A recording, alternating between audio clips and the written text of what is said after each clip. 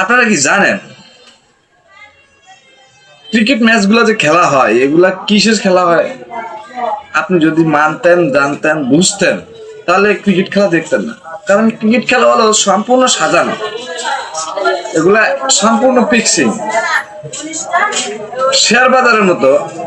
আপনি এই ক্রিকেট খেলার প্রতিটা লিগ, প্রতিটা খেলোয়াড়, প্রতিটা বোর্ড আপনার ফিক্সিং এর সাথে জড়িত, সবগুলা বেটিং সাইটের সাথে জড়িত থাকে। আপনি খেয়াল করে দেখবেন, একটা প্লেয়ার কিনা 28 কোটি, মনে করেন 16 কোটি, 20 কোটি টাকা দিয়ে, টাকা কি গাছে ধরে?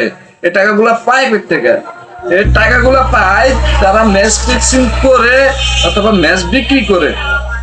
ঠিক আছে, বেটিং সাইডের সাথে আন্ডারস্ট্যান্ডিং ভালো রেখে এগুলা পাতানো ম্যাচ খেলা হয়। এটা আপনারা মানতে বাধ্য, আমিও মানতে বাধ্য। ফুটবল খেলাটাও সেম, তবে ফুটবল খেলাটা বোঝা যায় না, ক্রিকেট খেলাটা সম্পূর্ণ বুঝতে পারবেন। তো ক্রিকেট খেলাকে বর্জন করুন, ক্রিকেট খেলাকে না বলুন।